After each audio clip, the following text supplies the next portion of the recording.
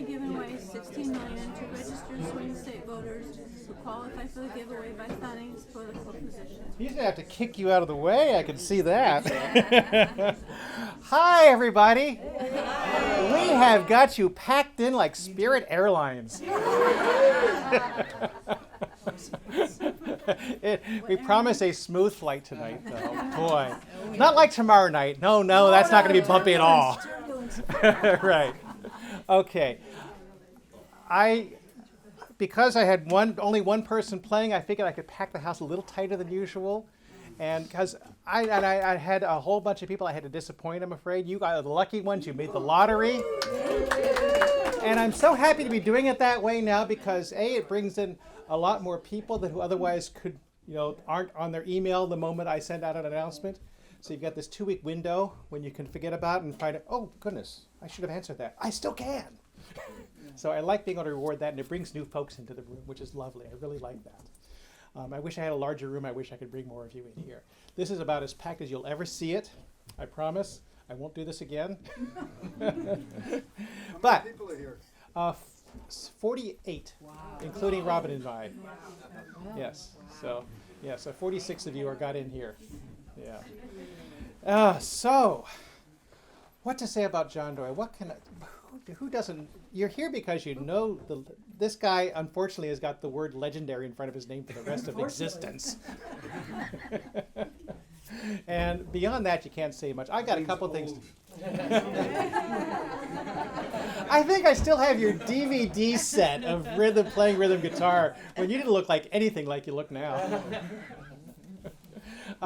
Things coming up. I've got the lottery just closed, which if you're not in, you're not in. But I've got Caitlin Warblow and Chris Rainey coming in after the Yahat's Folk Festival, Celtic Festival, which is how I captured this guy here. His bandmate, for some reason, John wasn't good enough to play with Sting tonight. I don't know why, but that's where Mick is off to. So we're seeing a different repertoire than they've been playing as a duo, I take it. So I'm excited to see what he's got coming up. But I've got a nice concert series already lining up 2025. I'm hoping to capture someone from the Bellingham Folk Festival for January, but I've got people scheduled after that. So things are looking good for next year. You're on the mailing list. If you're not on the mailing list, there's a clipboard somewhere. Who is not on the mailing list? You. We'll get the clipboard to her. I'm going to make shameless self-promotion about a calendar I'm producing. Those pictures you see in the kitchen are from Ireland, from County Clare. They're all black and white film I shot there. I've been producing a calendar for 14 years. There's a QR code on these little things. So you can pre-order a calendar. They're at the printer right now. I'll be shipping them off in a couple of weeks. So you can order your Ireland calendar and support that effort. Up until when? Up until I run out, basically, but till through the end of the year easily. Yeah, and then the price, of course, drops because calendars are perishable items. It's like, oh, the milk went bad. I guess I got to sell it for half price. John Doyle, let's welcome him.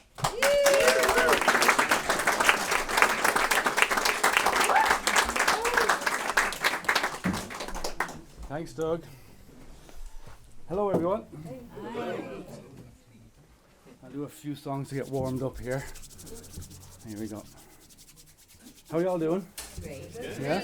How are you? Good.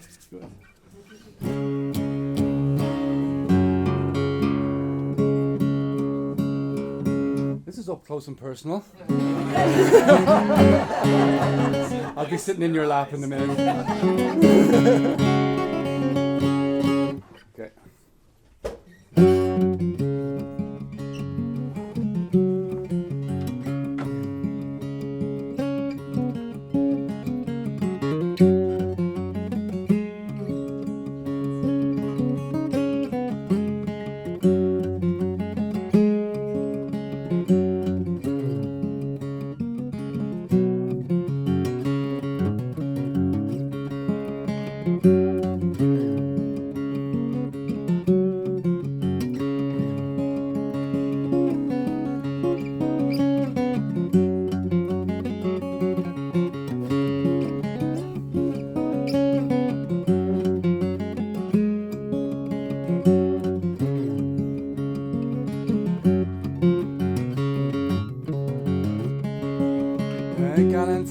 lamp for right while she lay in Plymouth Sound. Blue Peter at the foremost mast, she was for outward bound. We were waiting there for order to send us far from home. Our order came for Rio boys and then around Cape Horn. We hoisted our treetop sails and our anchors we did weigh. We bid our friends a kind farewell, then we sailed away. We sailed away for Rio, and on our course didn't steer. 'Twas many's the stormy day and night before Rio did appear. When we arrived at Rio, we prepared for heavy gales. We battened all our rigging boys and put out our new sails. From ship to ship they cheered us as we did sail along, and wished us pleasant weather in the rounding of Cape Horn.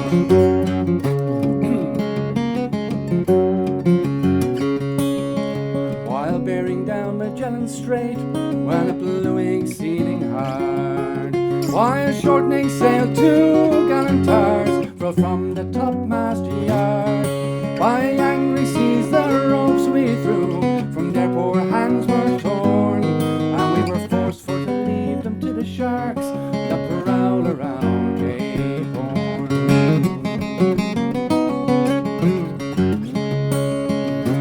When we got around the Horny boys, when we had some glorious days, and very soon our killick dropped in Valparaiso Bay. Those pretty girls came down to us, I solemnly declare. They're far before those Plymouth girls with their long and curling hair. Oh, they love a jolly sailor lad who spends his money free. They laugh and sing and very merry be, have a jovial spree. But when our money is all gone, they won't on you impose. They are far before those Plymouth girls who pawn and sell your clothes. So farewell to Valparaiso, farewell for a while. Likewise to all those Spanish girls all on the coast of Chile. And if I ever live to be paid off, I'll sit and sing this song. God bless those pretty Spanish girls who live around Cape Horn.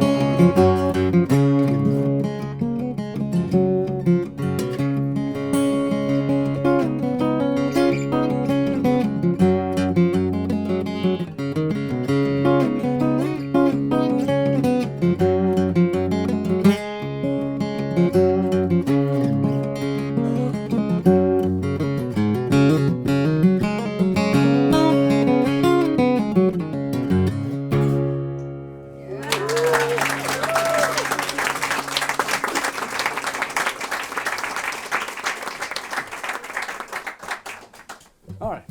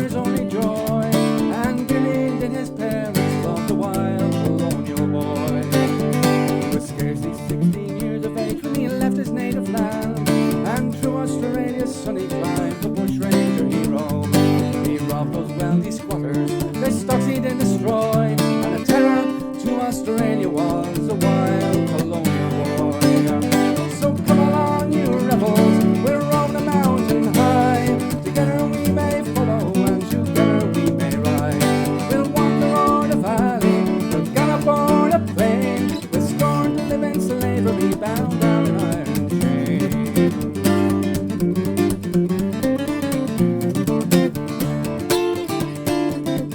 In 61 the staring youth commenced his wild career, with a heart that knew no danger, no foeman did he fear. He held up the beach with mail coach and he wronged Judge McAvoy, who trembled and gave up his gold to the wild colonial boy. One day as he was walking a mountainside along, listening to those pleasant birds, their clever laughing song, up rode 3 mountain troopers, Davis and Fitzroy, and swore that they would capture him, the wild colonial boy. So come along, you rebels, we'll roam the mountain high, together we may follow and together we may ride. We'll wander o'er the valley, we'll go aboard a plane, we'll scorn to live in slavery, bound down in iron chains.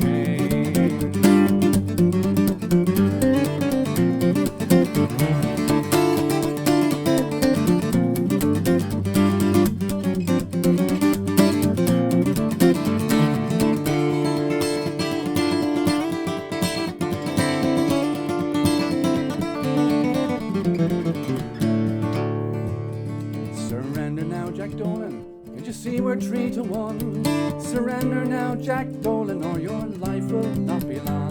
Jack took a pistol from his bed, took it up on high.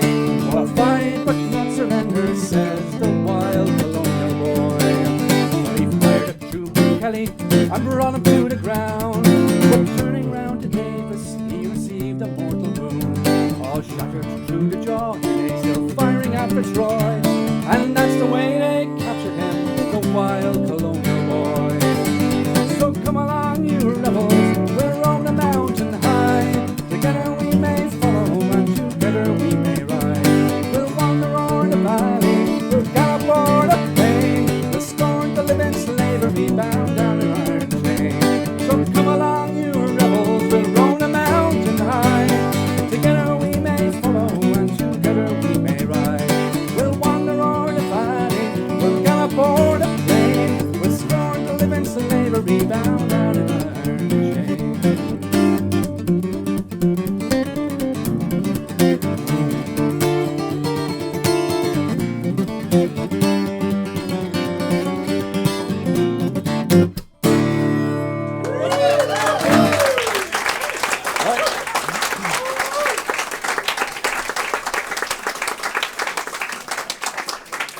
Well, that was my official hello. Get a few under the belt. So that one was called The Wild Colonial Boy, or Jack Dolan is its sort of name. That's the one I learned it from Robbie O'Connell. I don't know if anyone knows Robbie O'Connell here, but a great singer and songwriter that is a cousin of one of the Clancy's family. So kind of a great legendary family of musicians and singers and songwriters, many of them. And basically it's Australia's most famous Irish song. That's pretty much what it is, you know. And then the first one was called Rounding the Horn, and I got that from an early Johnsons album. I don't know if anyone remembers the Johnsons. No, but they were quite famous in the early 60s in Ireland and England. They had a #1 hit even. But a great friend of mine, Mick Maloney, used to be in the band. And years ago, Paul Brady was in the band as well. And he, so they were interesting because the Johnsons were two sisters. And they had lovely harmony singing voices. But it was in the time where harmony singing was really popular. In that time, the Watersons came out, the Young Tradition came out, the Johnsons, there was a few others as well. And it kind of all descended from this early band that was, well, it wasn't a band, it was two brothers called the Copper Family.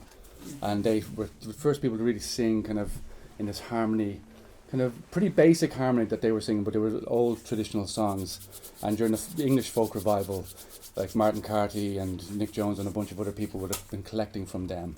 And so that's where kind of that harmony singing came from. Because usually in Ireland it's actually not at all, it wasn't part of our tradition at all to sing harmony. It was all very unison singing. So anyway, that's where I got that from. And it's basically, the story is about like a sailor going to sea, and there's only two things on his mind: not be eaten by sharks, and to get to the women on the other end. That's about it. That's what the whole song is about. So, let's see. I'll do a song. I was commissioned by the Sligo Arts Council to write a song based on a W.B. Yeats poem.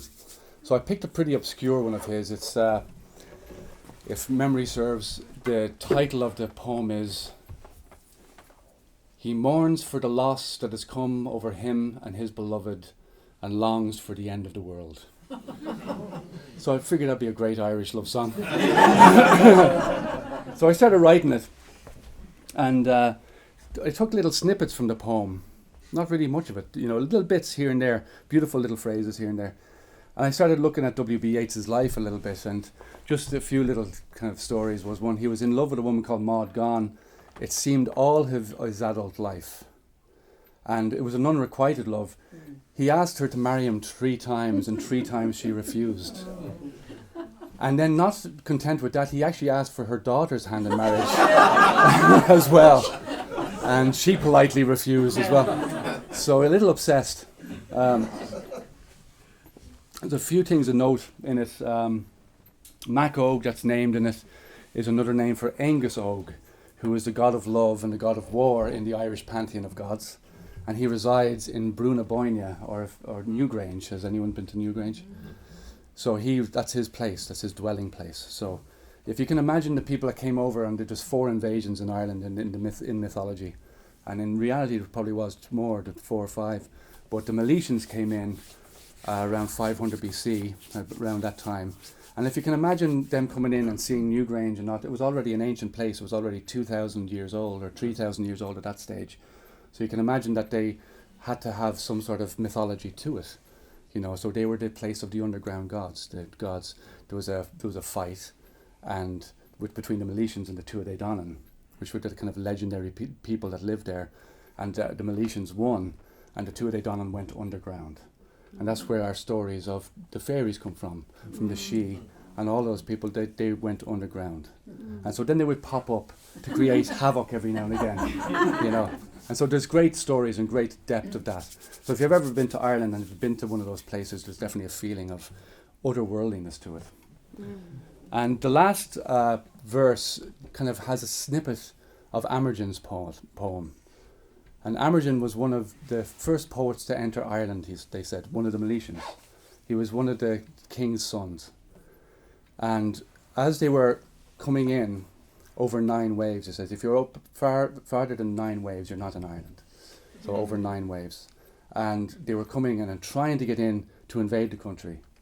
But the Tuatha Dé Danann, the druids of the Tuatha Dé Danann, created a mist around Ireland so obscure, to obscure it from view because it was too beautiful to be seen by anyone else. I think Seattle has some of that as well. But so, try as they might, for 3 years they circumnavigated Ireland and couldn't reach the shore. Until finally Amergen, or the king, says, can anyone cut through this fog with their magic? And up speaks Amergen. And Amergen says, I can cut through this fog with my poetry, with my magic poem. And at that time, poetry was magic because it created something from nothing, like a language, So he recites this poem. It's a beautiful thing. If you check it out, Amergen's poem. And so we are everything and nothing. We are the salmon in the stream. We are the spearhead in battle. We are the Godhead. We are the wing on a raven's wing. We are the wind on a raven's wing. What a beautiful thing. So then of course, as soon as Amergen finishes the poem, the clouds disperse and they go and invade the country. So thank you very much. Happy ending. Yeah, as you will tell, there's not many happy endings in this one. Or any of the songs.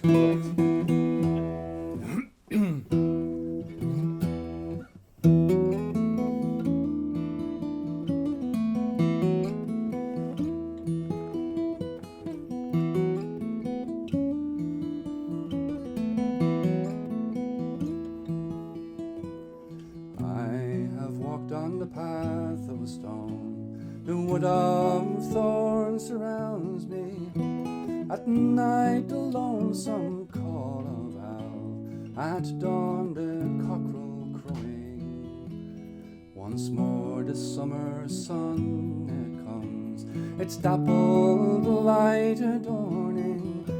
It's from the west she came to me, now to the west returning. Well, for days I held you in my arms, no beauty could surpass you. Your lips as red as blood on snow, and your raven's hair about you. And we said we'd love each other till the sea's day would run dry, and darkness roots the moon, sun and stars from that western sky. Oh, when the time's at hand, keep my spirit strong. You keep me waiting for that promised land. Your light upon me lingers. Oh, when the time's at hand, keep my spirit strong. You keep me waiting for that promised land. Your light upon me lingers. Oh, I dreamed a dream the other night. Macog came a-calling. He weaves a spell and he casts it well.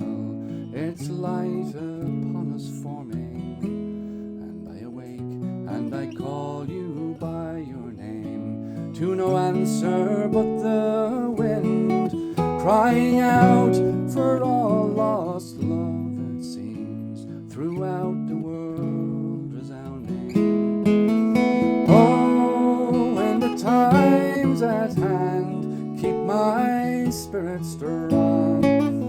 You keep me waiting for that promised land. Your light upon me lingers.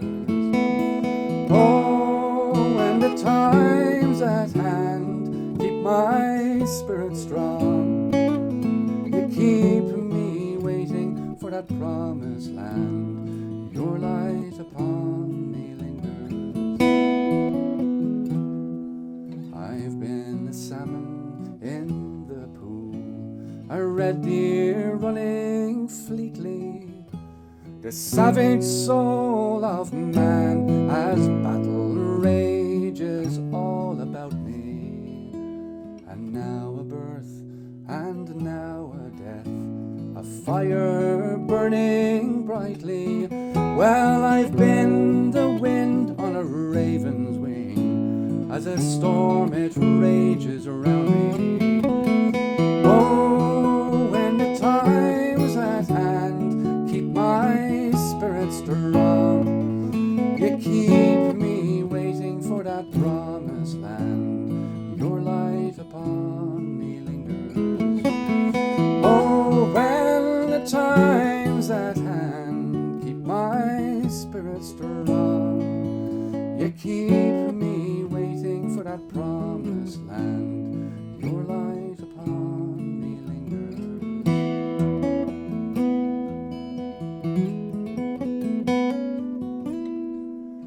I have walked on the path of stone, the wood of thorns surrounds me. At night the lonesome call of owl, and at dawn the cockerel crowing. And I've lost love, and I've lost again, and no scar could prove deeper. And every step away from you, well, my heart, it just turns colder. Oh, when the time's at hand, keep my spirit strong. You keep me waiting for that promised land. Your light upon me lingers. Oh, when the time's at hand, keep my spirit strong. You keep me waiting for that promised land. Your light upon me lingers.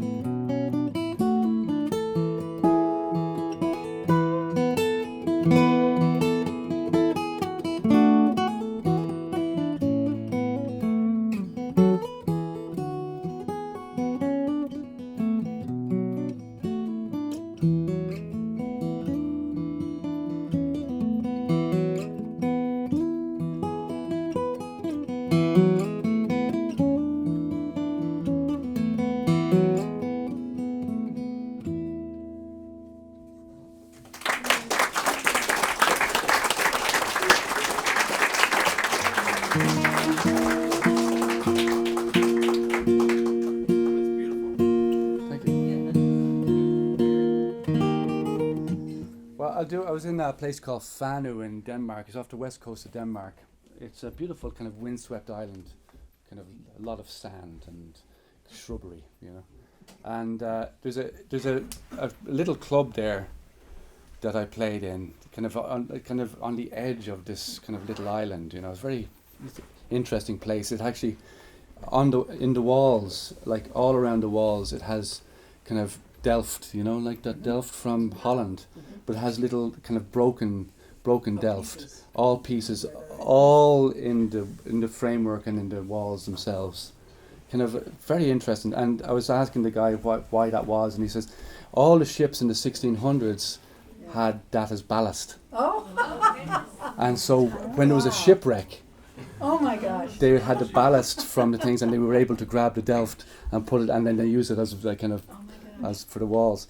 But so it was all from the 1600s. This was built in the 1600s apparently. So, but there's an interesting type of fiddle music that's there. That's kind of the tunes themselves are interesting. They're kind of asymmetrical. You know the way with tunes is usually A A B B or A B, and sometimes they would be 3 A's and 1 B, and then the next time would be 3 B's and 1 A.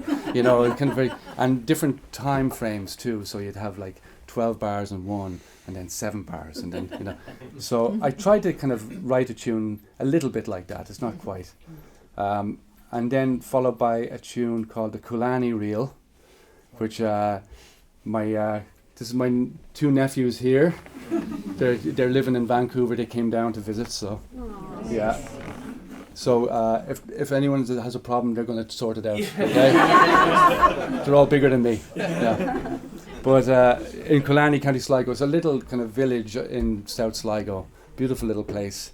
That's where my father's side of the family come from, and it goes back generations, you know. So I call it the Killarney Reel. I don't think it's a reel. I think it's like a hornpipe. You know, I'm not really sure. But and then followed by something else. I'm not sure what. We'll see what the hands can handle.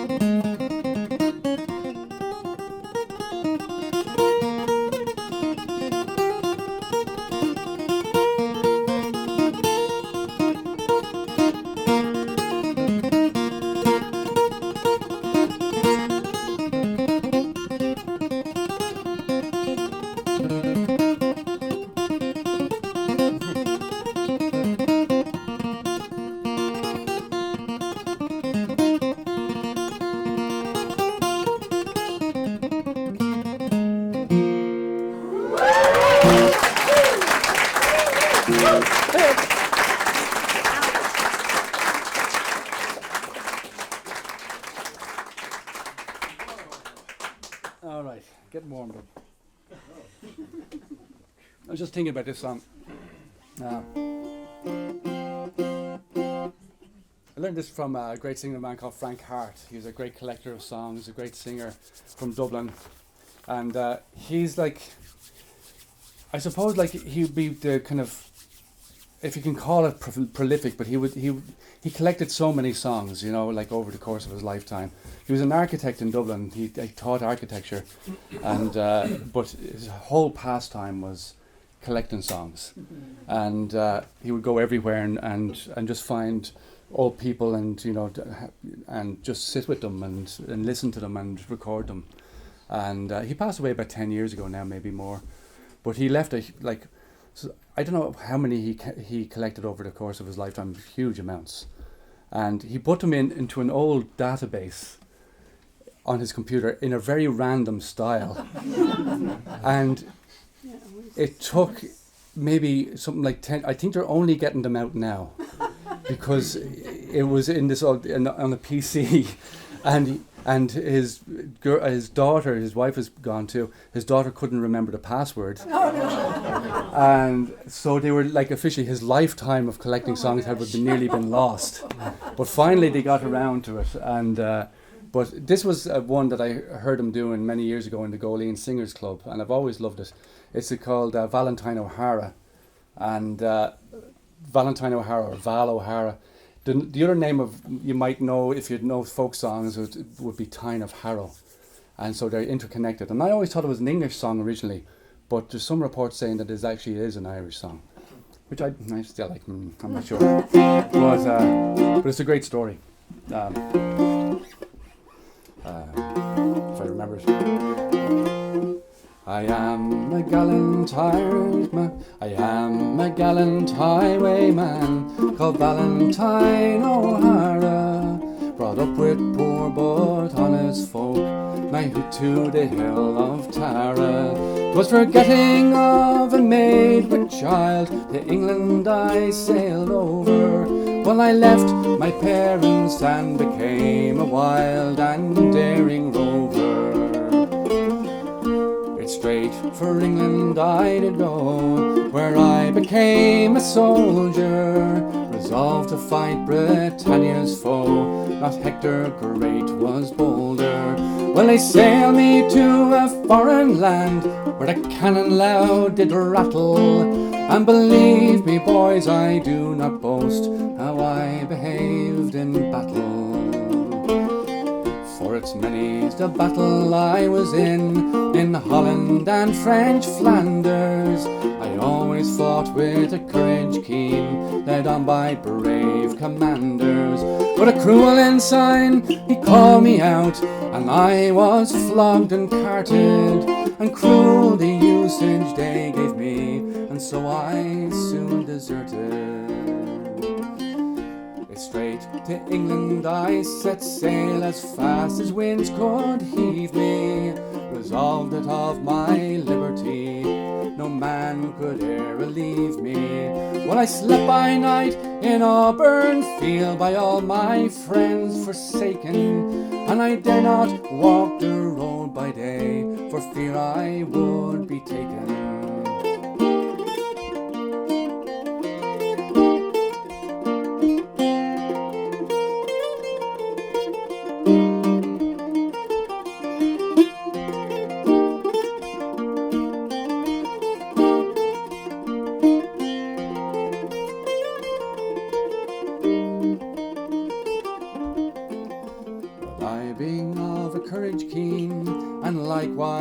Able-bodied, I robbed Lord Loudon on the King's Highway with my pistols heavy loaded.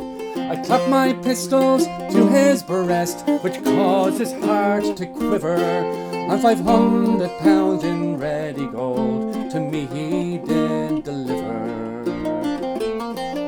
With part of my new store of gold, I bought a famous gelding that could jump over a 5-bar gate. I bought it from Ned Fielding. Lord Arkenstone in his fine coat I robbed near Covent Garden, and 2 hours later that very night I robbed the Earl of Warren.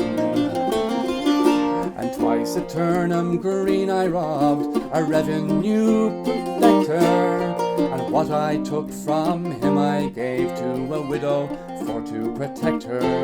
For I always robbed the rich and great, to rob the poor I scorn it. But now it leads me to my fate, in iron chains adorn it.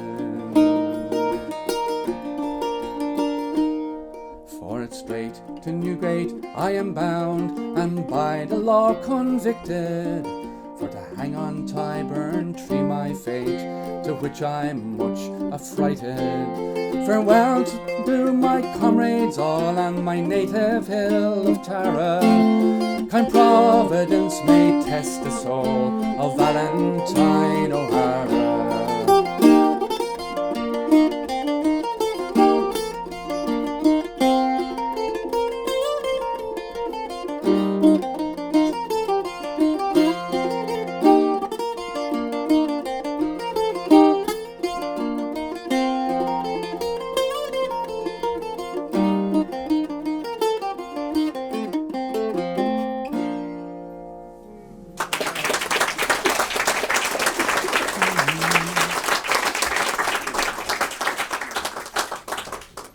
Let's see.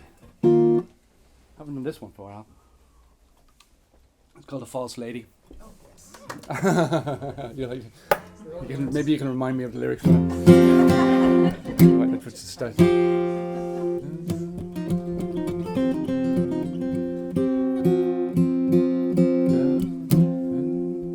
If I can remember the start of it. What? Bye bye, true love, she said. Thank you very much. Beg and stay on it. Okay, so basically the story, this is an old child ballad. And what did I remember about it? Oh, so the story is that a man and woman meet on the road. And the woman says to the man, will you come home with me tonight? Which is kind of unusual in these songs. And he says no, which is very unusual. And so she takes out a penknife from inside her cloak and stabs him to the heart, and saying, "You shouldn't have said that to me." So then a whole other thing comes by. So then she gets her maids in waiting to throw him down a deep well, 50 fathoms deep, and says from the top of it, like this, scolds him from the top of it, and then a pretty little bird comes down and starts talking to her. We now know it's a true story. Starts talking to her, saying, "You shouldn't have done that. I saw everything that you did." And basically the end of the story is that she tries and shoots the bird as well. Thank you very much.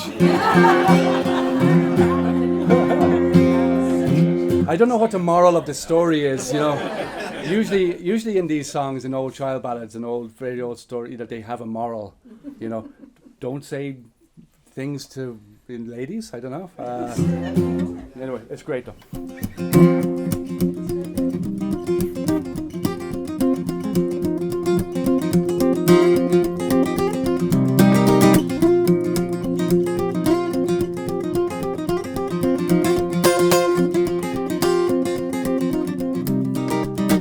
Bye, true love, she said, beg and stay all night. You will have pleasure all in my room by a coal and a candlelight light. Coal and a candlelight. I won't abide you, false lady, and beg and stay all night. I've got a far better love to enjoy when I go home than you. I go home than you. That might be one. And as he stooped over his saddle bow, to kiss her lips so sweet, with a penknife all in her hand, she wounded him full deep, deep, wounded him full deep. Why woundest me, you false lady? Why woundest me so sore? There's not a doctor in all Scotland can heal my mortal wound, heal my mortal wound.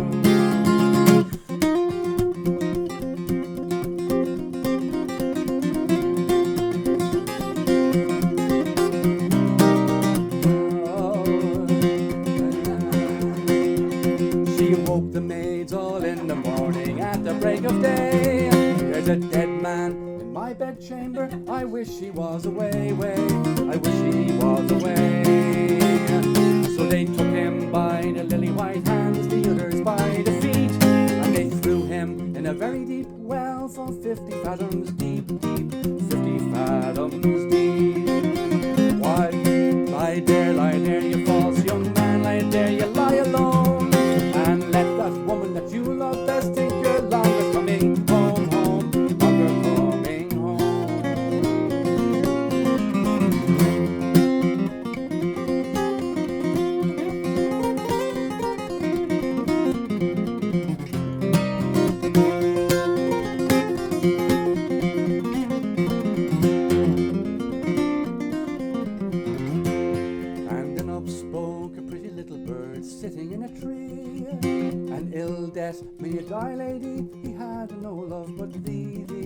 had no love but thee.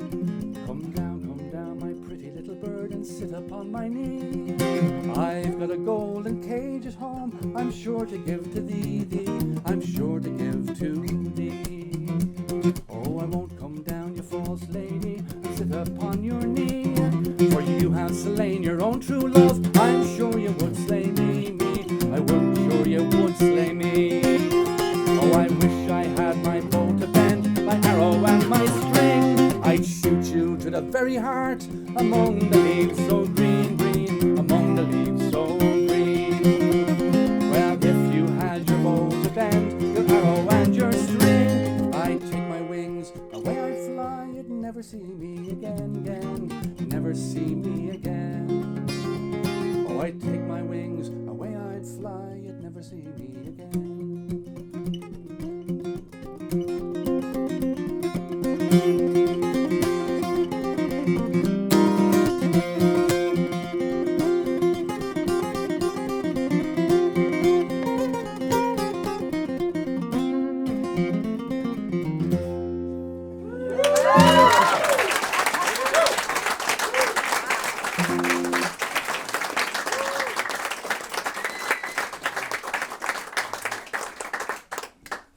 They always had great stories, you know. I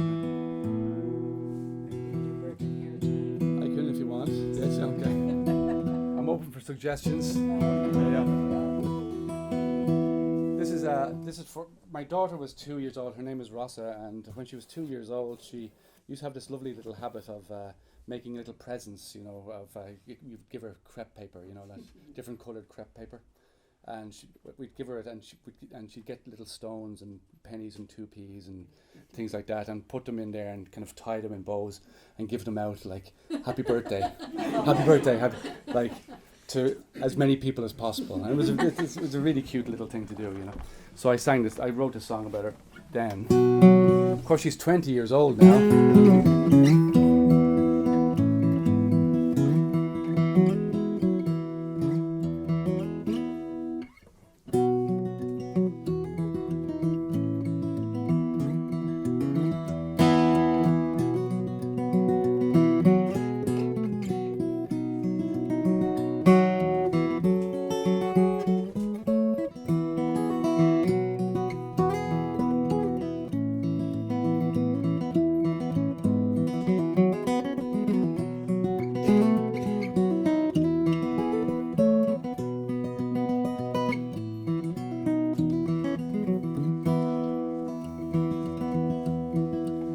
Sparrow comes to me when daylight first draws near. She curls around me, safe beside me, sleeping without fear.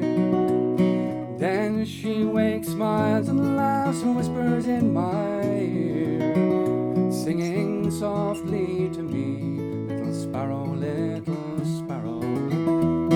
singing softly to me, little sparrow,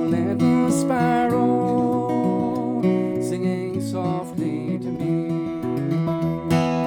Little sparrow brings me gifts sealed tight and fine, and wraps them in the finest cloth and motions, they are mine.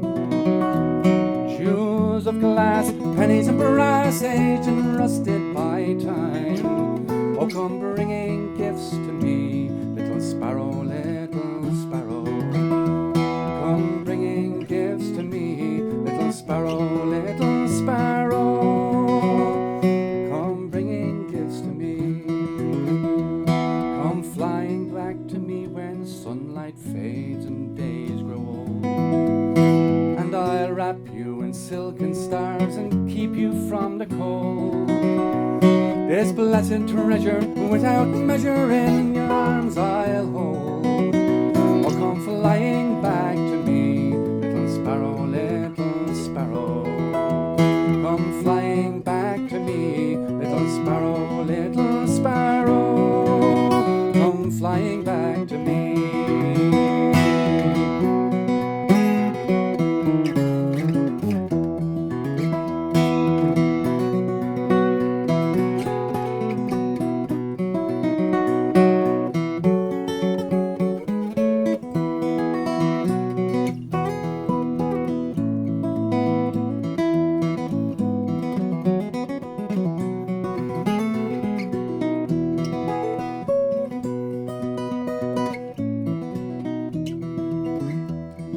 Singing bird, my precious bird, child of star and moon, fold your wings around me and heal me of my wounds.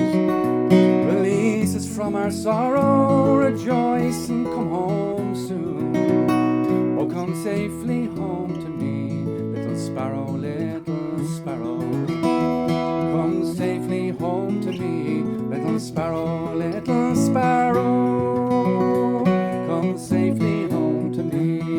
The little sparrow comes to me when daylight first draws near. She curls up tightly, safe beside me, sleeping without fear. Then she wakes, smiles and laughs, whispers in my ear, singing softly to me, little sparrow, little sparrow. Singing softly to me, little sparrow, little sparrow. Singing softly to me, singing softly to me, little sparrow, little sparrow. Singing softly to me, little sparrow, little sparrow. Singing softly to me.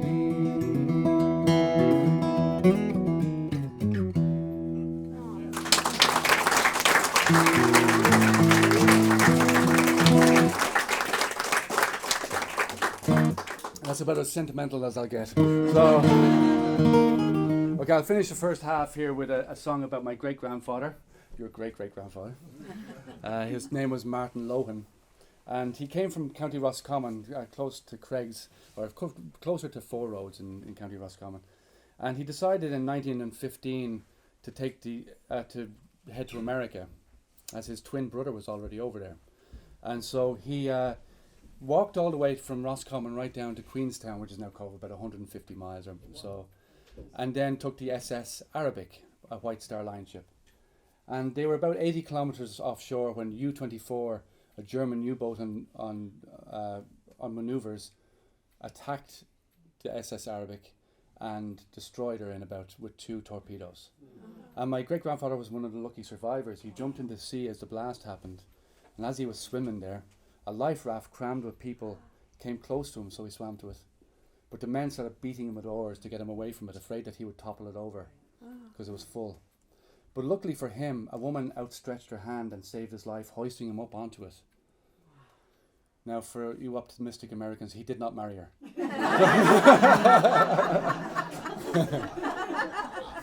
That's the Disney version. If I sell the rights to this story, that's exactly what happened. But anyway, he got back on shore, and he spent 3 months in an infirmary. He had a wound over his head. It went all the way down to his neck, kind of right down here, and he wore it all his life. And so he was 3 months in an infirmary, then walked all the way back when he was healed, walked all the way back to Four Roads, and when he got there, much to his surprise, no news had ever reached his family that he had survived the wreck. They all thought he had died, and so they had buried him. They had done all of that. They had the wake and the whole works. Hopefully they were happy to see him. And so I thought this was amazing. My mother told me that story about 10 years ago. I don't know why she kept it from me for that long, but it was an amazing story. I was with my brother, your father, at the graveside one time there, and we were just like standing there looking at the grave, kind of going, probably telling her the story or something, And this old man comes up, and he's got the cap and he's got the whole thing, and and he's crouched down like a little fella, and he comes up and he says, "Are you Martin Lohan's grandchildren?" And we went, "No, but we're his great-grandchildren." He said, "Did you know that your great-grandfather was on the Titanic?" And the Lusitania as well, apparently. So, the trifecta. So anyway, here we go. The SS Arabic.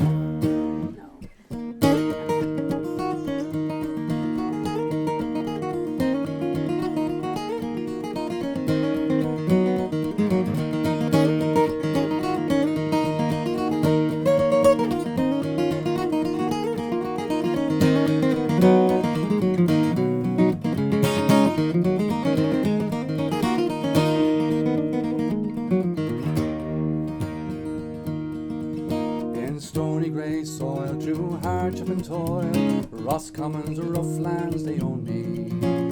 Digging potatoes and ploughing the earth, as my family did long before me. But I swore I would follow, plant my own seed, and rise from my knees and stand proudly. America I swore, or some foreign shore, would grant me the life I dreamt of surely. So saved up the money, my passage to pay, braved the road early one morning. I bid adieu to my family among grief and tears, as I feared that there was no returning. On a white star line I'd soon sail away, although the Great War was still raging. We marched a long way, the Queenstown made way, and the Arabic it loomed far above me. Who knows what fate brings, what life has in store? We peer through a looking glass dimly, as I stepped on board and steerage went toward, well, below decks a dread chill spread o'er me. At last we weighed anchor and ploughed o'er the main, the last hint of land dimming slowly. We zigzagged our course for fear of the worst, but the worst plied its course far below me.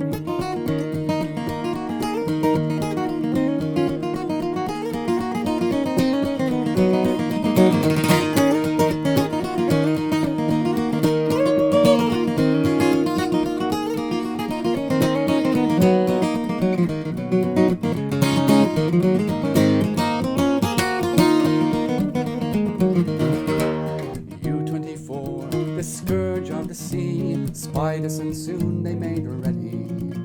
Torpedoes were loose and our ship was reduced to a watery grave, sinking steadily.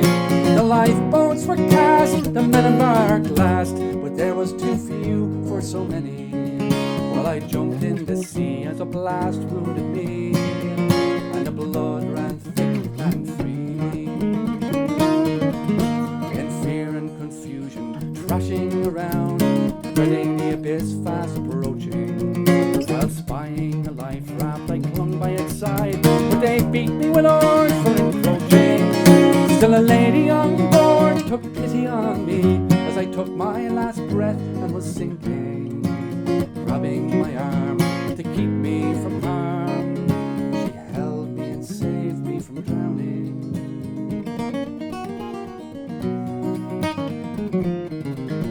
So we got back on shore, safe and secure, and they led us all to the infirmary.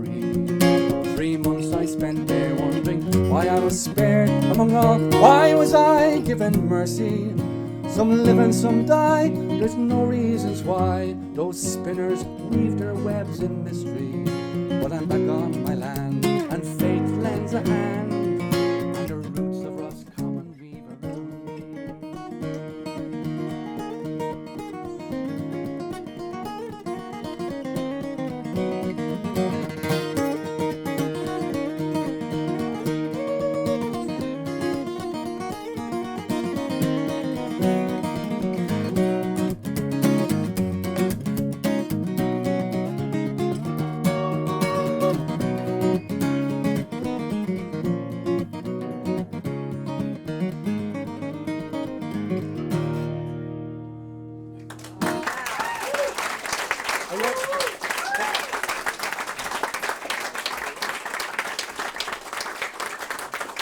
See you all in a few.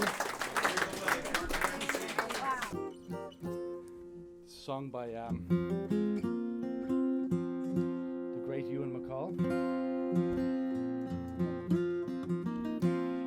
And the chorus is, up with the shields, jacket, ram it, drive a tunnel through the London clay. Up with the shields, jacket, ram it, drive a tunnel to the London clay. Up with the shields, jacket, ram it, drive a tunnel to the London clay. Up with the shields, jacket, ram it, drive a tunnel to the London clay. Up with the shields, jacket, ram it, drive a tunnel to the London clay.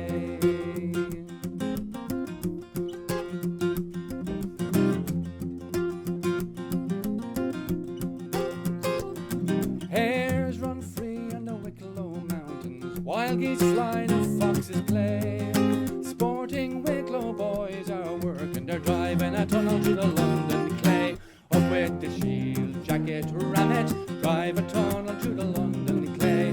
Up with the shield jacket, ram it, drive a tunnel to the London clay.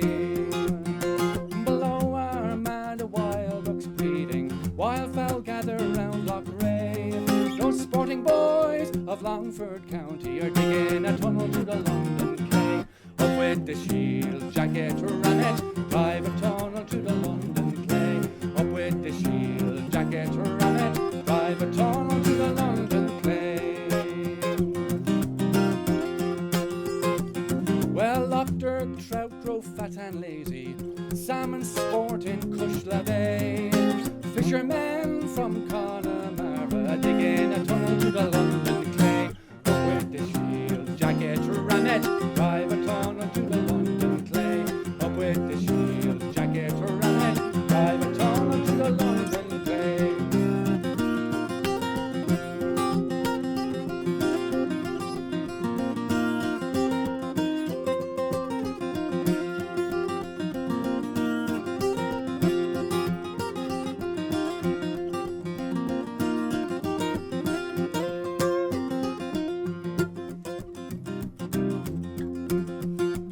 Well, the Currachs rot on Achill Island as tourists walk on the Newport Quay.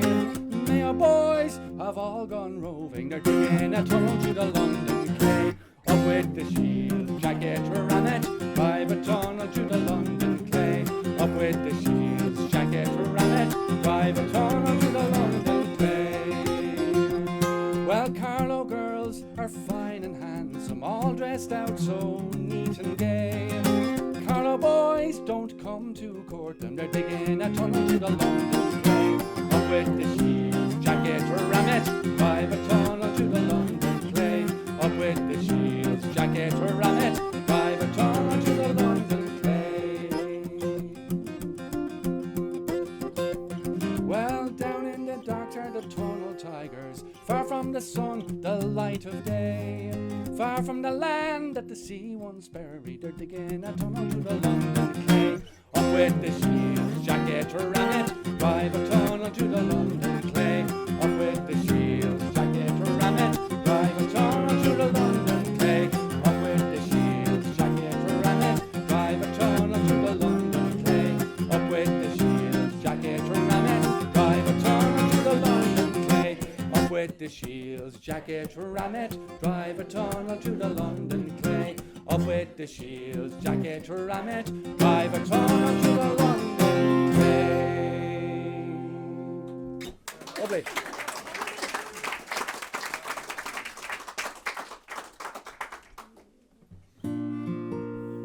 I'll do this one for the crack. This is probably the latest one I've learned. So for let's see if I remember it. When I was in a man called Paddy Glacken's house, great fiddle player, and we were just chatting, and he was a great friend with another great collector, Munnelly, and he showed me a few of his books, and I was kind of pouring through them, and this one was in one of the books, and I'd never heard it before, so just it tells a story about a man from Roscrea heading into the big city of Dublin for the first time with a load of money in his hands ready to spend on nightlife. When I first came to Dublin to view Sackville Street, smart handy young fellow with clothes light and neat, while I met a damsel called Betsy McLean, and she brought me to Monto and Elliot Lane. Raddy Falder on the Darrow, Falladero ID. I had £200 and a suit of new clothes. To tell you the truth, I'd a new pair of brogues, a lovely felt hat, and my waistcoat was red. Up a Betsy McLean tied my toes to the bed. Raddy Falder on the Darrow, Falladero ID. When I woke next morning, young Betsy was gone. There were 2 drunken women, and the fighting began. Cut skulls, broken noses, till the blood ran in streams. Says I to myself, this'll soon end my days. Laddie falder on the derrel I be. Well, I jumped out of bed and demanded my clothes. They told me my wife took them off, they supposed. To Rangers I said, oh, was I married last night? And they told me I was to a red-headed wife. Ready faller on the derrel I be.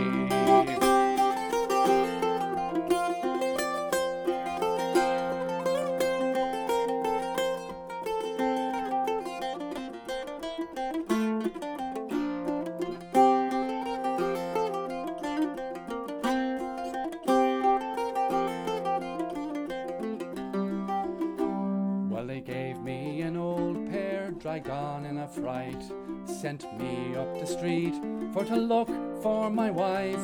But one of those girls, the police, she did call, and she told them I stole her brogue she left by the wall. Ready falder on the derrel I be. Well, they brought me to the barracks and they locked me up tight, without sheet or blanket the length of the night. No sheet nor blanket was there to be found. Oh, I wandered around like a bull in a pound. Roddy faller on the derrel I be. Well, they brought me to trial upon the next day. They brought me to trial, my reckoning to pay. The old judge, he swore that I'd hang till I'm dead, but he laughed at my wife tying my toes to the bed. Ready faller on the derrel I be. Faller on the derrel I be.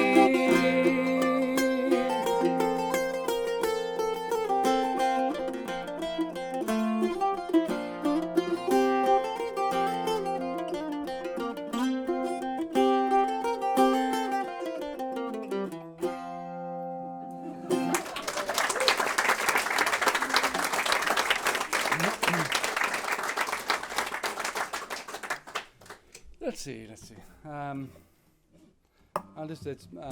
You might know this one. This is called the Wild Rover, but this is a different version of it. This is kind of more of the original version from the Gaelic, but this is the translation.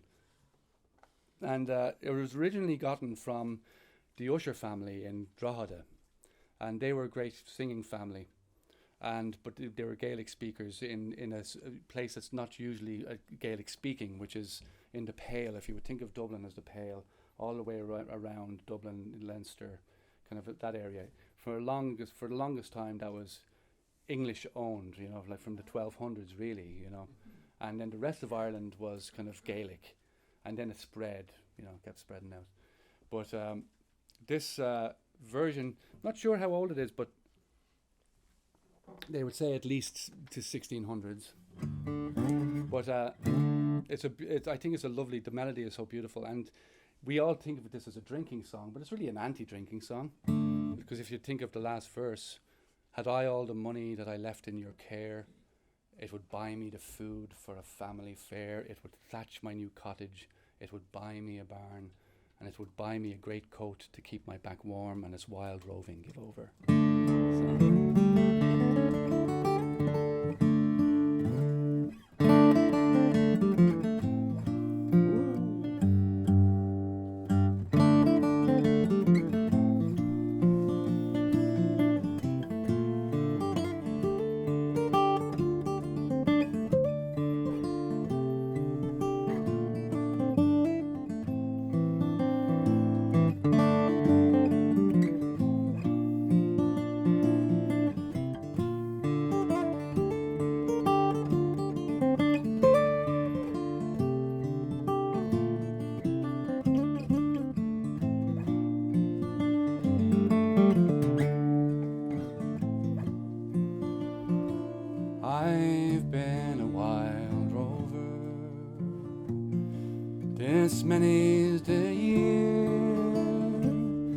and I spent all my money on whiskey and strong liquor. But now for the future, I must take better care, in the hopes that good fortune might come to my care. Wild roving, give over.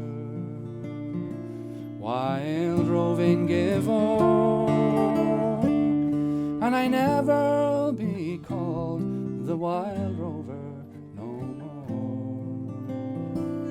I went into an alehouse that I used to frequent, and I told the landlady all my money was spent. When she saw I had no money, well, she answered me, nay, such a custom of yours I can have any day. Wild roving, give over. Wild roving, give over. And I never'll be called the wild rover no more. I put my hands in my pocket, some money to find, and I pulled out the full of my 2 hands 5 times. Oh, when she saw I had money, and money galore. Oh, when she saw I had money, well, she called me her store, saying I have beer and whiskey and the wines of the best, and the words that I told you, they're only in jest. Wild roving, give over. Wild roving, give over. And I never'll be called the wild rover no more.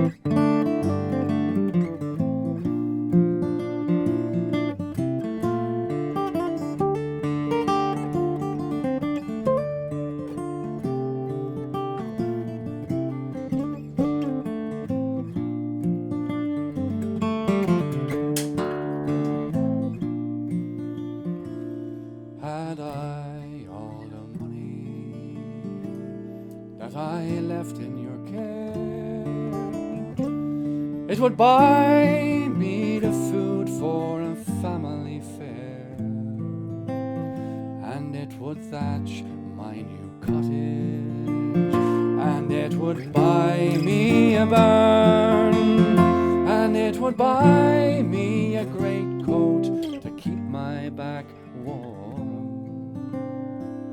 Wild roving, give over. Wild roving, give over. And I never'll be called the wild rover no more. Wild roving, give over. Wild roving, give over. And I never'll be called the wild rover no more.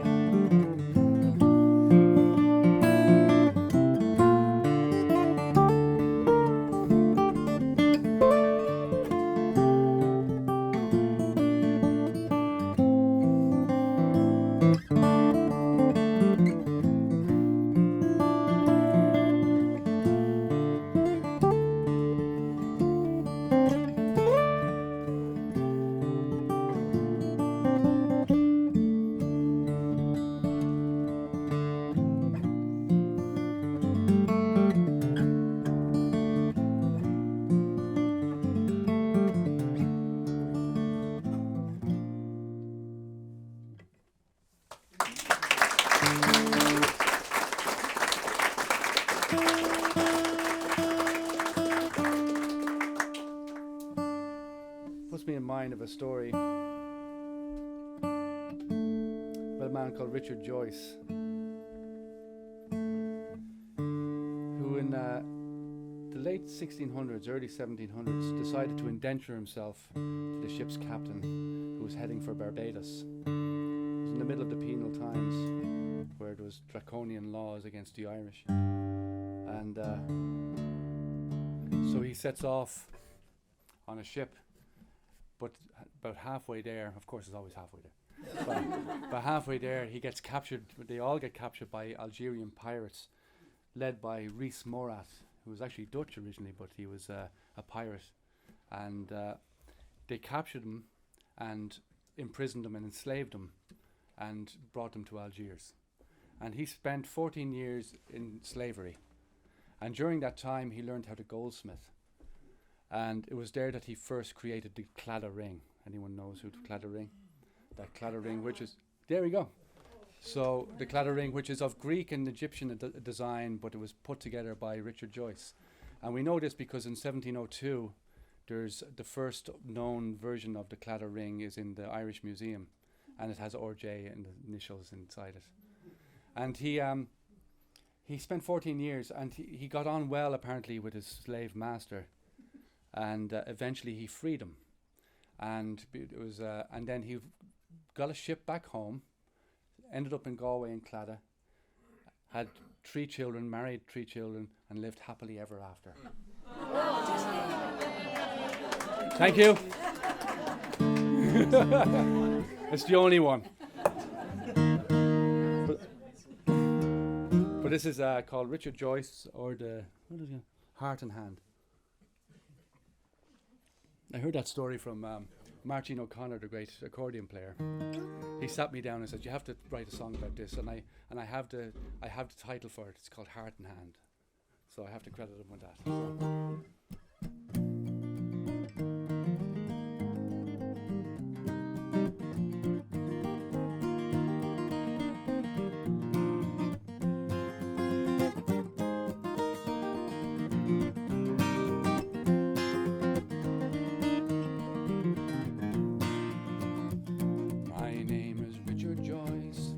Story I will tell. In poverty I left this land, in Galway I did dwell. 14 years in slavery, the Moors they held command. Lives were cheap, we were sold like sheep in Algiers' burning land. While I gave myself in servitude for 7 long years or more, bidding goodbye to kith and kin, we sailed out from the shore. As we took our last fond look on Ireland's glittering strand, the Barbados for the sugar cane, the captain would sell all hands. Sell all hands, the captain would sell all hands. The Barbados for the sugar cane, the captain would sell all hands. Well, we hadn't been on the deep for 2 days, but barely 3, when on a brisk and blowy day 3 distant sails at sea. They beat a course towards us, and we tacked our ship about. But they gave chase, soon gained pace, rolled their cannon out. And as I saw that sickle flag curling scimitar in each hand, the fear it struck a heavy blow, we had to fight or stand. Those fearsome janissaries, all from their native lands, had come to pillage and plunder and chain us in iron bands. Iron bands, chain us in iron bands, had come to pillage and plunder and chain us in iron bands. Well, broadside to broadside, soon we were engaged. They grapple hooked and boarded us as the battle raged. But we were far outnumbered, and soon the flag came down. To the beats and blows of this pirate foe we surrendered every man. Well, the Reese he viewed as captives, and he said to Barbary we were bound. Thrown into the hole, me boys, our ankles chained around. Fed in trough with tack and slop, we slept where we did stand. And how I cursed and rued the day we left old Ireland. Ireland, left old Ireland. Oh, how I cursed and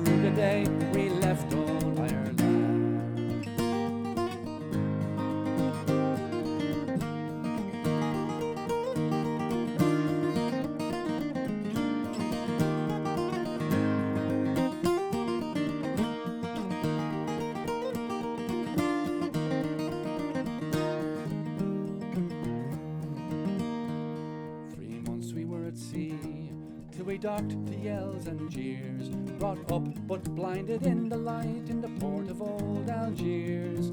First they sold the women to the harems they were bound, but most men went to the salt mines and a life in hell they found. Now I was apprenticed as a boy and fashioned rings of gold. The ries he told the auctioneer who had me bought and sold to a goldsmith for the sultan who needed a helping hand. Kind Providence had saved my life in this fearsome foreign land, for he took me in and fed me and tended to my wounds and taught me all the craft he knew of gold and precious stones. As the weeks rolled into months and months rolled into years, I became a master of my trade, a goldsmith in Algiers. In Algiers, a goldsmith in Algiers. I became a master of my trade, a goldsmith in Algiers. Now I made fine things for the Sultan to behold, chalices and necklaces, rings of beaten gold. But the finest work among them all, it was a wedding band, a golden heart held tenderly between two loving hands. Heart in hand, heart in loving hands, a golden heart held tenderly between two loving hands. Well, finally the news came that I was to be freed. The king demanded our release and the sultan he agreed. My master begged me for to stay, even offered his daughter's hand, but I bid Algiers adieu with safe passage to Ireland. And now I'm back in Claddagh, where I was born and bred, with a wife and 3 daughters, a house and farmstead. Still I make rings and fine things for the great and grand, but my favourite is the Claddagh ring with its heart and loving hand. Heart in hand, heart and loving hand. My favourite is the Claddagh ring with its heart and loving hand. Heart in hand, heart and loving hand. My favourite is the Claddagh ring with its heart and loving hand.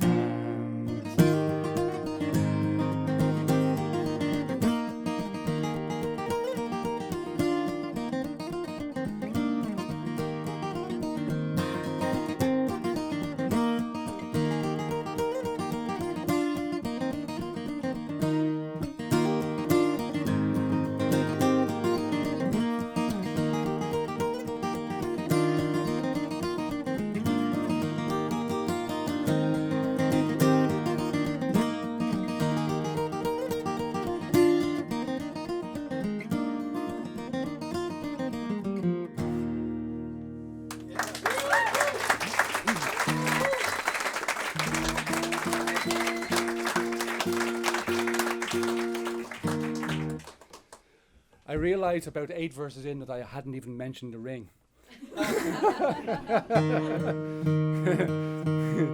There's like 14 verses in this.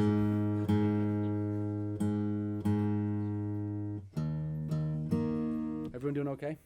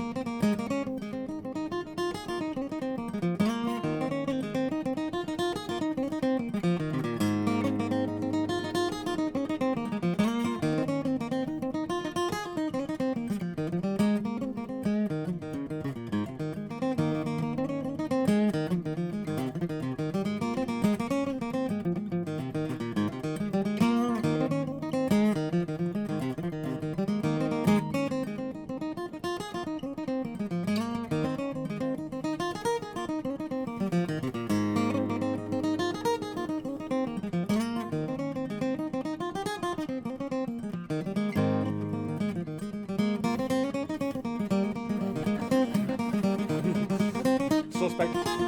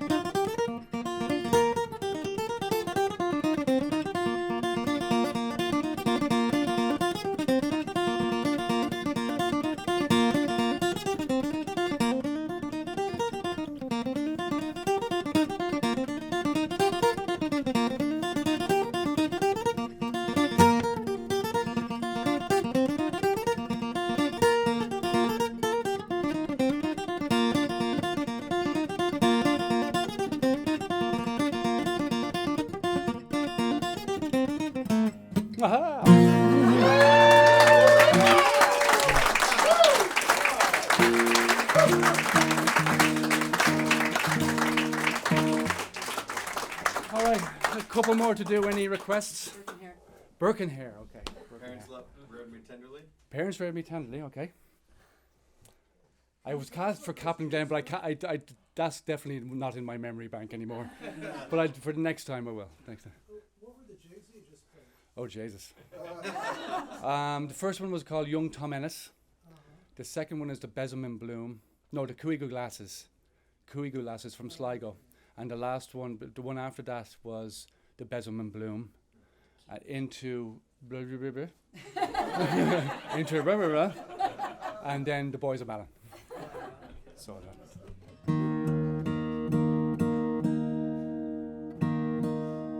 okay, so Birkenhair. So two infamous Irish murderers that came from the north of Ireland, and they went to Edinburgh to work as navvies first, and then turned their trade to grave robbing, and which was a big lucrative trade at the time, you know. And so that's why all in like Glasnevin in Dublin and a lot of the Edinburgh, like Glasgow, all of those churches, they have sentry posts on every corner, because it was very, very, you know, lucrative, because dissecting humans was a big thing at the time. And finally a law was passed that stopped them from doing it, because the poor people of the area decided, is it not enough that we have a shit life, and now because you're going to also dissect us after our death, because they were actually, the surgeons were just getting homeless people and dissecting them without any, permission or anything. So they banned it. Hence why there was all the grave robbing. And so that's what happened. So Burke and Hare then just decided to murder people instead. So they murdered 19 people that they know of within 8 months. And their methods were grim. They would get someone drunk at the local bar around the Royal Mile there, Westport in Edinburgh. How many people have been to Edinburgh? Yeah, a bunch. So the Royal Mile, that's a beautiful area. And so there, the Westport is just to the side there. And in fact, there's a strip club called the Burke and Hare down there. But so they would get someone drunk at the local bar, man or woman, and then bring them to a house party. Their wives knew all about it, and they were part of it. And then when someone got drunk enough, Burke would sit on the person and Hare would strangle him. Then they'd put him into an apple barrel, rolled him down to a man called Dr. Knox in Surgeon Square, and he would buy the cadaver from anything from £4 to £10, which is a huge sum, depending on the health of the body, how fresh it was, basically. And so this went on for 8 months, and till finally one of the wives thought she was going to be next. And so she told on them. So Burke eventually got hung, and Hare got off because he pleaded against Burke. Burke was completely, they found his notebook, which listed all the dead people that he killed, and the prices he got for them. He wasn't the brightest bulb in the box, let's put it that way. Later on, when they killed, this is even more gruesome, is when the surgeons, as retribution for all the killings, they took his book and then made the cover out of his skin. And so you can still see that in the Surgeons Museum down there. Oh yes, let's go there right now. Yeah. So, but of course, children get a hold of these stories, and it became a nursery rhyme in Edinburgh. And actually, I met someone there recently who remembers his grandmother telling him the nursery rhyme. He learned it from her, and goes up the close and down the stairs, back and forth go Burke and Hare. Burke's the butcher and Hare's the thief, and Knock's the boy that buys the beef. You're welcome.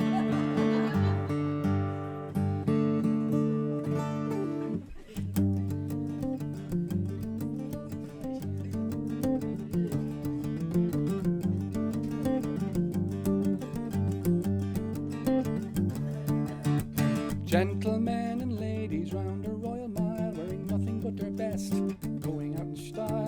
Down in Tanner's Close, in the slums of Westport there, shadows in the dark are lurking on the square. Up the close and down the stairs, back and forth go Burke and Hare. Burke's the butcher and Hare's a thief, and Knock's the boy who buys a beef.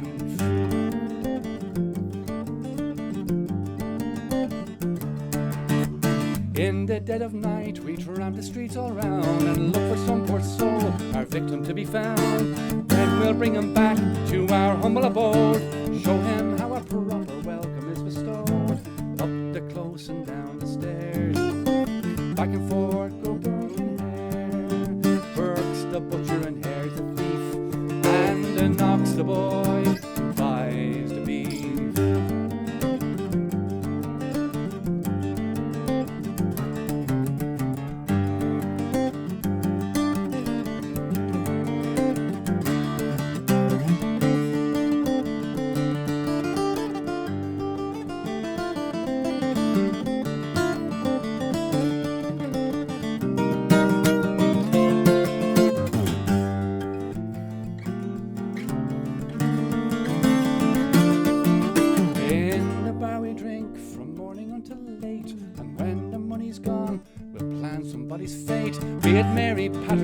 Jamie or Janet Brown, we'll get them liquored up, then we'll lay them down, up the close and down the stairs, back and forth go Burke and Hare.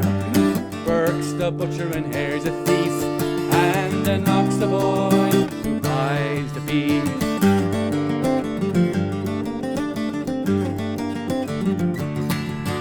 And when the deed is done, they In the box we'll stow to knocks on Surgeon Square, get our cash and go. Then he will proceed with surgeons all around to lay them on the slab and then get knuckled down, up the close and down the stairs. Back and forth go Burke and Hare, Burke's the butcher and Hare's the thief, and the Knox the boy, buys the beef, up the close and down the stairs. Back and forth go Burke and Hare, Burke's the butcher and Hare's the thief, and the Knox the boy buys the beef. Hurrah!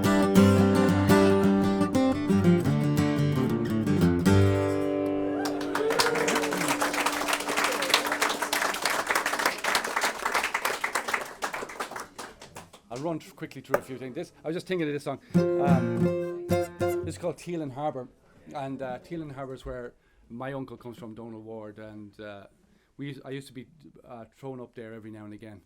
I was sent up there because I had been kind of thrown out of school, and they figured my Uncle Donald and Libby would set me to rights, you know, because he was a sergeant in the guards. He was a manly man. He was a great man, in fact. He was brilliant. So I went up there, and little did they know that. They knew that he was a music lover, but because he used to bring me to sessions and hang out, and we would like go to all these old fiddle players' houses and play music with them, and you know, he aided and abetted me more than anything else, and which was great. And we would also go out curricking, and he'd bring me out curricking underneath Slieve League, which is the highest marine cliff in Europe, and it's beautiful, Slieve League, Stone Mountain. And we would fish underneath there, and little did I know that we would do it once a month, like with a couple of but he had an alternate purpose, that because he was a sergeant, once a month he had to go out there to look for bodies that had gone and that had been brought down, and so he used it as a fishing expedition. And so I remember the last time that I went with him, he said, John, if you see anything strange, just let me know. So, anyway. I asked him. Never did, no, thankfully. I asked him one time, what was the scariest time at sea? Because we had actually been in a boat wreck where this was after the fact, actually, after this, where the boat actually sank from under us. And we were in the water for a while, just around that area, and we were rescued. And it was kind of a lucky thing, is kind of to see your mortality that young. And but I asked him like afterwards, what was the scariest time apart from that? And he never went out to sea after that again. And he says, because the thing is that if this is the legend or he was a very superstitious man. He said that if you ever got nearly drowned or nearly shipwrecked, the sea wants you, and because it wants you, it has a taste of you. So I asked him what was the scariest time apart from that, and he said he was out with his father, who was a huge, he was a small man, but he was huge. They were the strongest people I ever knew. They were just, amazing people, really. And he said the scariest time was when he was out to sea with his father, and he was a young man. They were very strong, and they were out fishing, and a storm came, but it didn't come from the sea, it came from the land. So it came from east to west rather than west to east, which is the usual, the westerlies, and it came from the other direction. And so as hard as they would pull into land, the further out to sea they would go. So if you can imagine that. And he said he spent a full 24 hours rowing, trying to get to the shore, like underneath solid waves. So I can imagine what that was like. But there's a little Gaelic chorus, if you'd like to sing along. Tá an stura meag teach go topi bean ariga airi go lua. Good luck with that. Tá an stura meag teach go topi bean ariga airi go lua. I think that's it. Just mouth it.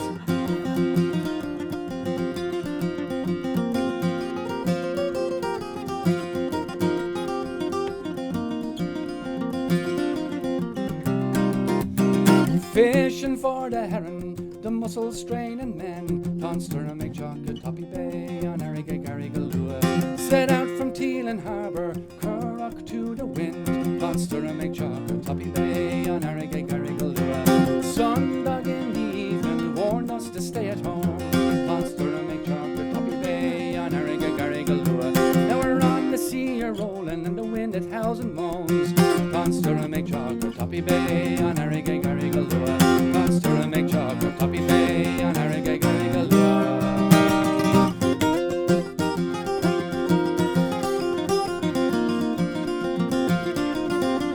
Well, it's time to bring the nets in, heave and haul the line. Conster and make chocolate toppy bay on Arrogate Garrigalua. Quickly on your life, boys, we'll be sinking in the brine.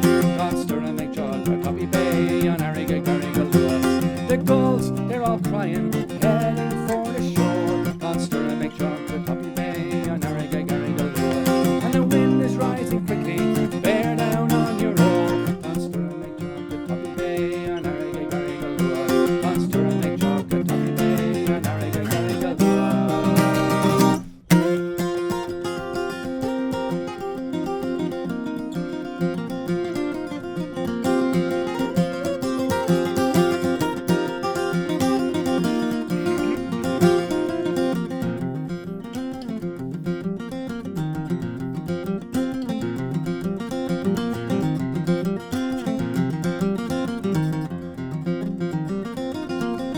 Manullen's on the move now, white horses cap the waves. Conster and make chocolate toppy bay on Arrogate Garrigalua. Above the stout sea churning, below a watery grave. Conster and make chocolate toppy bay on Arrogate Garrigalua. The lights of home they glisten, as distant stars they shine. Conster and make chocolate toppy bay on Arrogate Garrigalua.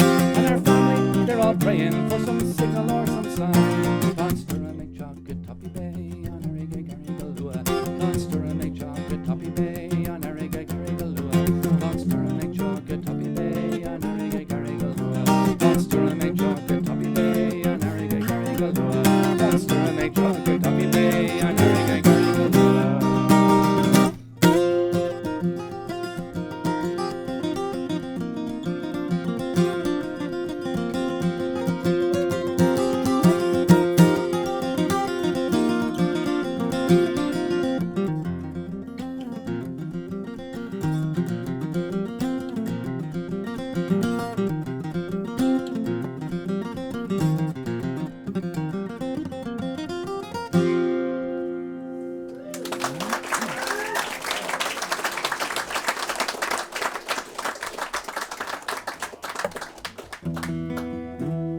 When first I went to see Apprentice Bound, I sailed the salt sea all round and round. I had not sailed a voyage but one, when I fell in love with my charming Anne. I went to my captain, both stout and bold, and unto him my story told, saying I love this lass as I love my life.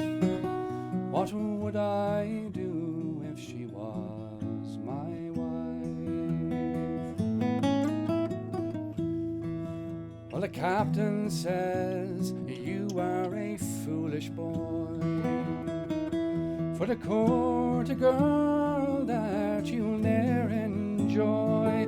She will have sweethearts when you're at sea, and she'll be married before you get free. Well, I don't know, but I think I'll try, and maybe she'll fancy an apprentice boy, and maybe she'll alter her mind for me, and we'll be married when I get free.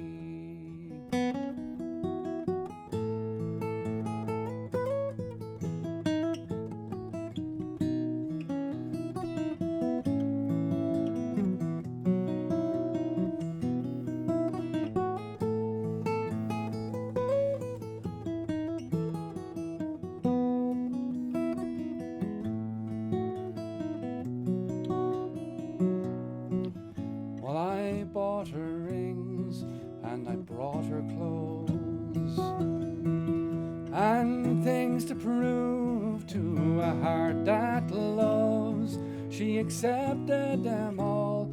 Oh, she was not shy. And she vowed she'd wait for her apprentice boy.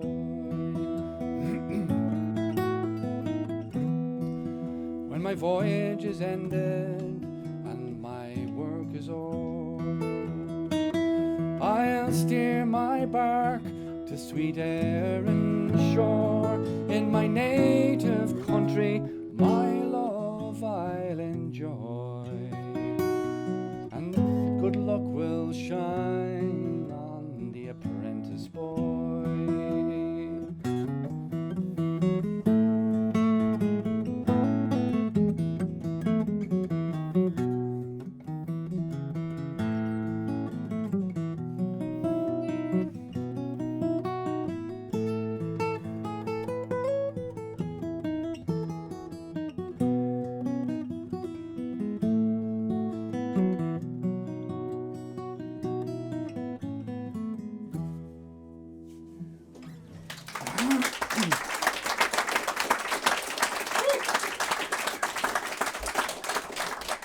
Well, thank you all for coming out. It's been an absolute pleasure.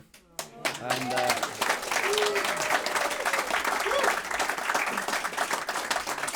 once again, give a big hand to our host, Doug and Robin there. Thank you so much for...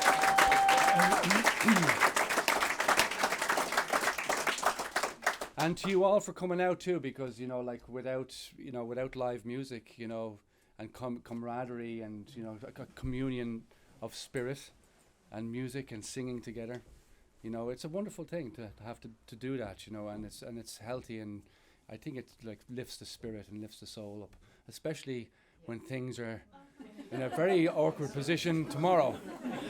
So let's remember this. And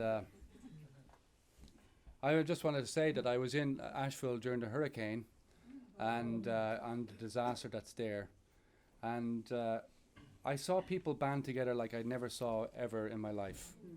And everyone helped everyone. And there was no distinction, no race difference, no ideological difference, nothing. Everyone helped each other, and they came from different states. Miners came from Virginia to help build a road right down to Chimney Rock.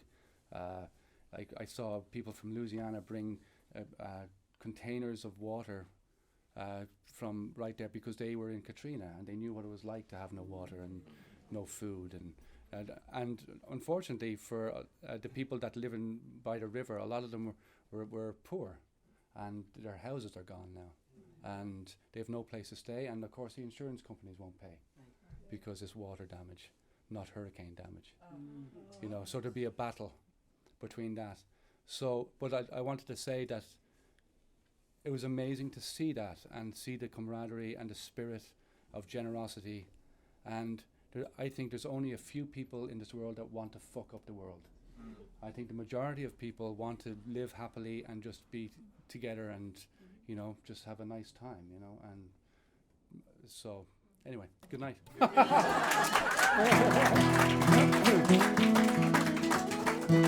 With that, I'll sing a song about the Civil War.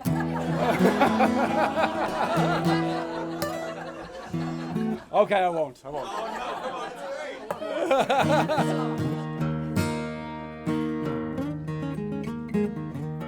Okay.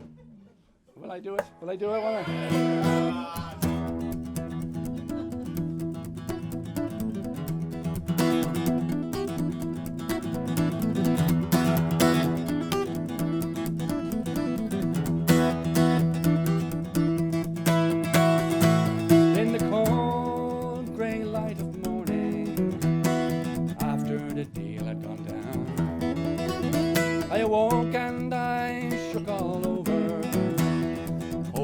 Dram would bring me round. Well, I stared at the sights all around me, dusted blue and faded grey. Men in heaps were scattered, men who fought and died the other day. Well, I lived my youth in Connemara, roving from town to town. I shipped on board of the Amelia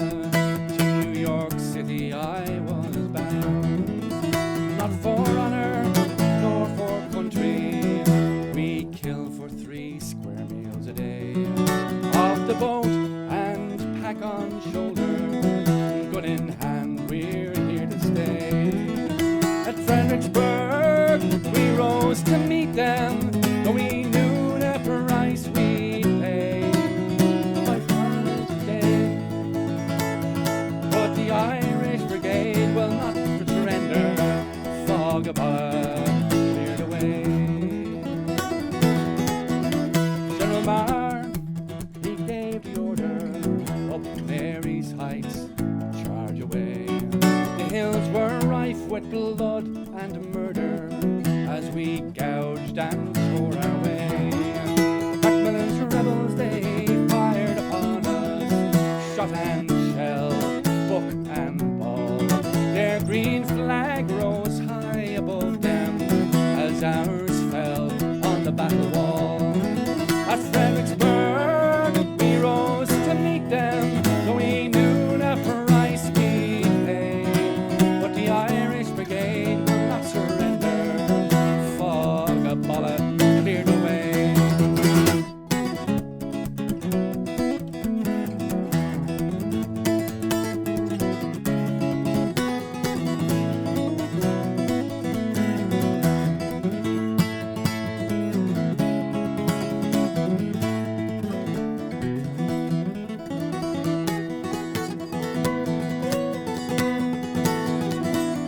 Well, hand to hand and face to face there, a young rebel, he charged me in the fray. I turned around and my blade went through him. I did the devil's work that day, for I saw my face there before me in that boy that I hewed down. He could have been a friend or brother, another exile from my town. 3,000 strong rose to fight them in Antietam's ripening corn. But Fredericksburg was our undoing, 300 left to weep and mourn. At Fredericksburg we rose to meet them, though we knew the price we'd pay. But the Irish Brigade will not surrender. Fog a bullet cleared away. At Fredericksburg we rose to meet them, though we knew the price we'd pay. But the Irish Brigade will not surrender. Fog a bullet cleared away. Fog a bullet cleared away.